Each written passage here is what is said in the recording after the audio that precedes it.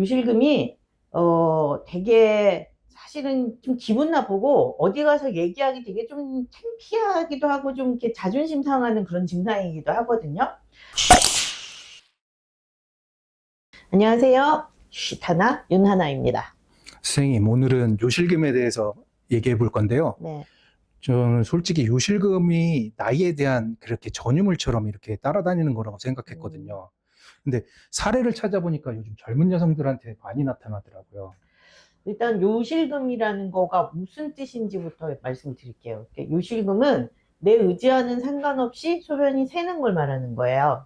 그러니까 소변이 안 새는 상황이 아니고 소변이 새지 말아야 될 때에 나도 모르게 소변이 새는 걸 요실금이라고 하는데, 그 요실금이 기침하거나 뛰거나 재채기 할 때, 그러니까 배에 힘이 많이 들어갈 때 복압이 올라가는 거죠. 그럴 때 소변이 새는 거를 복압성 요실금이라고 하고, 그리고 소변이 마렵다 하면은 화장실에 갑자기 급하게 가야 되면서 가다가 지리거나, 소변이 마려울 때 막 갔는데 앉을 틈 없이 지퍼를 내릴 틈 없이 먼저 찔끔 나와버리는 게 이제 급해서 소변이 샌다 해서 절박성 요실금이라고 해요.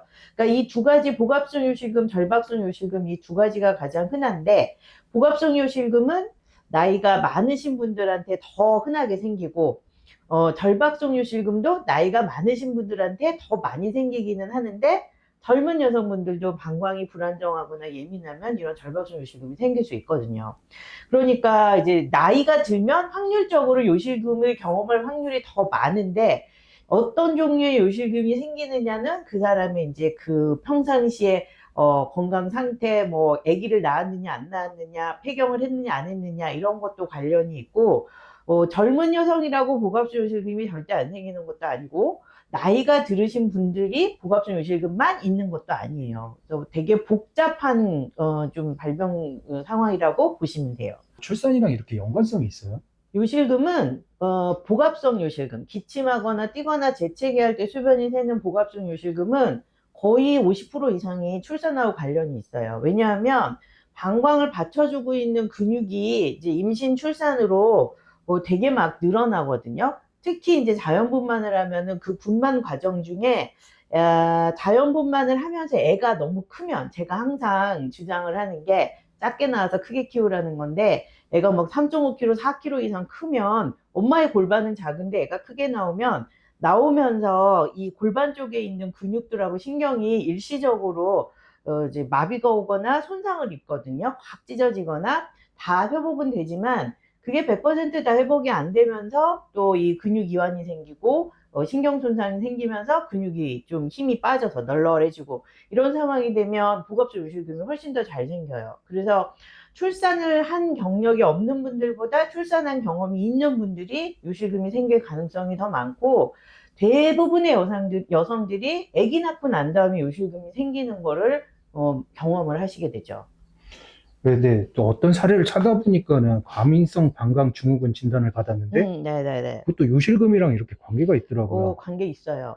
우리가 과민성 방광이라고 하는 거는, 과민성 방광의 주된 큰 두 가지 증상이 뭐냐면, 소변을 자주 보는 빈뇨, 하루에 8번 이상 자주 보는 빈뇨, 그 다음에 소변을 잘 못 참는, 소변이 급한 절박뇨, 이 두 가지거든요. 근데 그 절박뇨가 너무 심하면은, 아니면은 절박뇨가 있으면서 절박성 요실금은 없는 분들도 있는데, 소변을 방광이 막 참아주질 못하고 있는 거예요. 양은 많지 않은데 충분히, 보통 우리가 뭐 화장실 갈 때까지 얼마든지 정상적인 경우에는 참잖아요. 근데 그 조절이 잘 안 돼서 마려우면 방광이 벌써 막 반사를 이제 시작을 하는 거죠. 소변을 보려고. 그거를 못 참고 지려버리는 게 절박성 요실금이에요. 그래서 과민성 방광이 있는 분들이 절박성 요실금이 있는 경우가 굉장히 많고, 절박성 요실금이 있는 분은 반대로 과민성 방광이 있기 때문에 절박성 요실금이 있는 거죠. 그럼 그 증상이 나타나면은 계속 안고 있어야 되는 건가요? 아니면 치료법은 있는데 또 그게 지속해서 이렇게 치료를 중단하게 되면 또 생기고 그러는 건가요? 이게 우리가 이제 저한테 오시는 환자분들 중에도 그런 경우 꽤 많은데, 요실금이 되게 사실은 좀 기분 나쁘고 어디 가서 얘기하기 되게 좀 창피하기도 하고 좀 이렇게 자존심 상하는 그런 증상이기도 하거든요. 근데 이게 이제 어떤 날 생겼다가 없어지는 경우들도 있어요. 일시적으로 심했다가 없어지기도 하고, 또 보통은 출산하고 나서 복합성 요실금이 생기는데 이게 맨날 생기는 게 아니란 말이에요.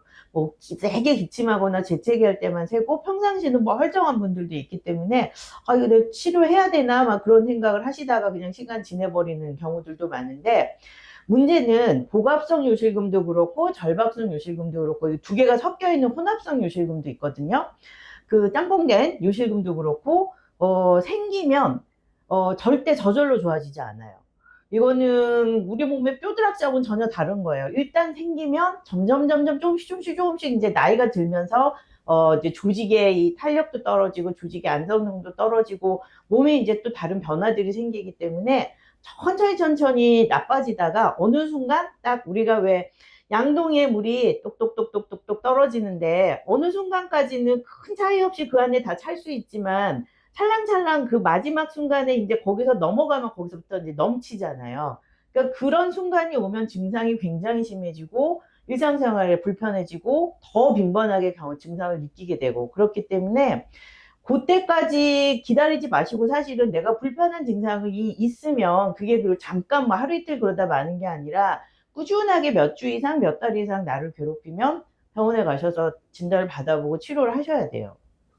이게 치료법이 이제 그분이 말씀하시는 건데, 이제 약물 치료를 하긴 하는데, 이제 그때뿐이라고 말을 하거든요.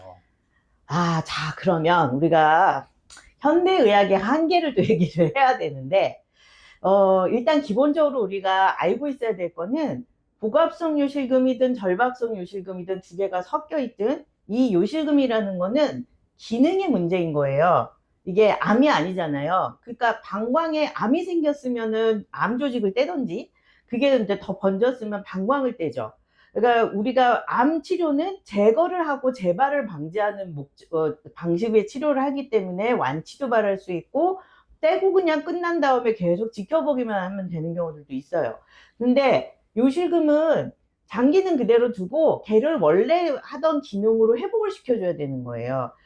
쉽게 말하면 방광에 고혈압 생겼다고 생각하시면 되는데 우리가 고혈압이 생겼을 때 어떻게 해요? 약을 먹고 혈압을 계속해서 조절을 하면서 조절이 잘 되도록 약을 계속 유지를 해주는 게 일반적인 치료거든요. 요실금도 마찬가지예요. 복합성 요실금은 원인이 근육이 약해져서 생기는 거기 때문에 이제 그 근본적인 교정을 해줘야 되고, 절박성 요실금은 방광이 소변을 잘 참아줘야 되는데 못 참고 요만큼밖에 안 차는데 계속 소변을 보려고 자꾸 자극을 하는 거기 때문에 약을 써서 그것을 안정시키는 걸로 치료를 하는 거고, 약을 써서 좋아져서 약을 끊을 수 있으면 좋은데 못 끊는 경우가 거의 60, 70%거든요. 그런 분들은 그냥 계속 약을 유지를 하는 거예요. 근데 이제 그러면 이제 많은 분들이 물어보는 게 약을 그럼 평생 먹어야 되느냐?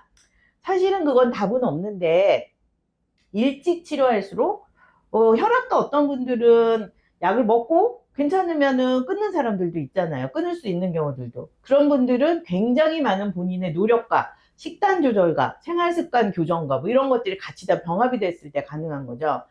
이 과민성 방광으로 생기는 절박성 요실금도 마찬가지로 기본적인 첫 번째 치료는 약물 치료인데 약만 먹고 하고 싶은 거 다 하면은 약을 못 끊어요. 이게 약은 먹을 때는 효과가 있지만 방광이 스스로 돌아갈 수 있는 기능이 이제 그 기회가 별로 없거든요. 근데 약간 생활 습관도 교정하고 먹는 것도 좀 조절하고 그리고 약도 잘 먹고 그러면은 그리고 조기에 치료를 하면 정상적인 상태로 돌아갈 수 있는 가능성이 좀 있어요. 그래서 평생 약을 먹는다는 생각으로 먹기는 하지만 대부분의 경우에 치료를 초기에 잘 하고 이 이제 행동 교정하면서 습관 교정하고 그 습관 교정하고 먹는 거 조절하고 이제 수분 섭취하는 방법을 조금 조절하고 하면은 약을 완전히 끊을 수 있는 분들도 계시고 필요할 때만 약을 먹는 정도로 조절이 잘 되는 분들도 있어요. 근데 이제 한 가지 나이가 많이 드셔서 이 증상들이 더 심해지기 때문에 뭐 60, 70, 80대에 이런 요실금이 절박성 요실금이 생겨서 약을 먹는다 하면은 계속 드셔야 되는 경우들이 많습니다. 왜냐하면 그만큼 몸에 노화가 일어나서 조절 기능이 손상을 받아서 생기는 증상이기 때문에 약의 도움 없이는 내 몸이 스스로 회복하기엔 이미 너무 많이 늦었다라고 생각을 하시고 혈압약 먹듯이 방광에도 조절약을 먹는다라고 생각하시면 될 것 같아요. 그러면 저희가 생각할 때, 환자 입장에서 생각할 때 약물로 안 되면 최악의 경우는 이건 수술을 안 되나요? 이렇게 생각하게 되잖아요. 이런 건 수술법이라는 게 그런 것도 없나요?